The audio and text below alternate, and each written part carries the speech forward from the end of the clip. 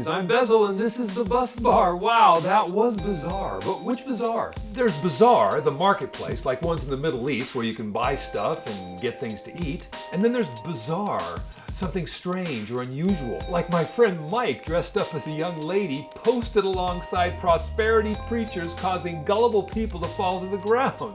And my same friend Mike and yours truly popping out of cardboard boxes and dancing together in an aircraft hangar. Now that's bizarre. Now, to be fair, Mike, who actually is a Boeing 737 captain with a major airline, well, those clips were dug up from a gag video we did for my brother's bachelor party back in 2002.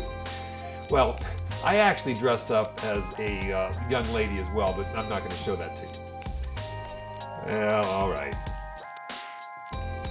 Now, there are many today that think Christianity is bizarre. And in a certain sense, well, of course it is. I mean, God becoming man in order to save people from their sins and his coming wrath by dying on a Roman cross and being raised from the dead 3 days later? Well, that in and of itself is bizarre to 21st century modern sensibilities.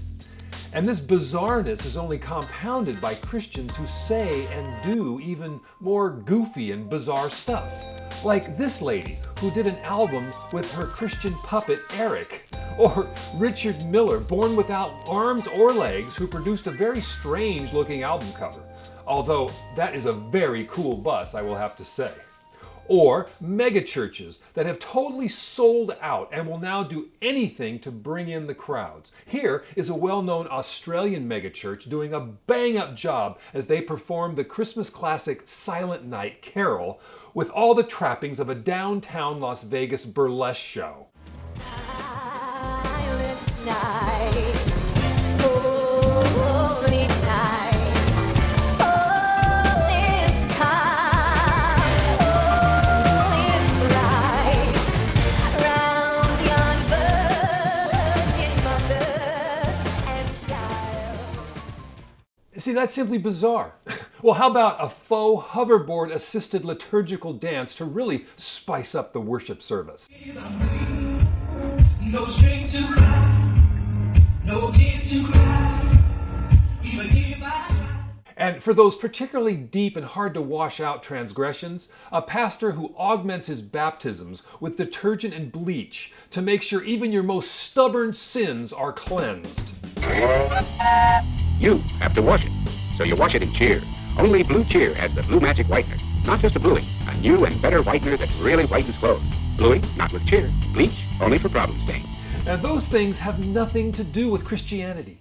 And don't get me started on what people say in the name of God. Those who teach what they want the Bible to say rather than what it actually says. Jesus was rich. Jesus was rich. Any way you cut it, Jesus was rich.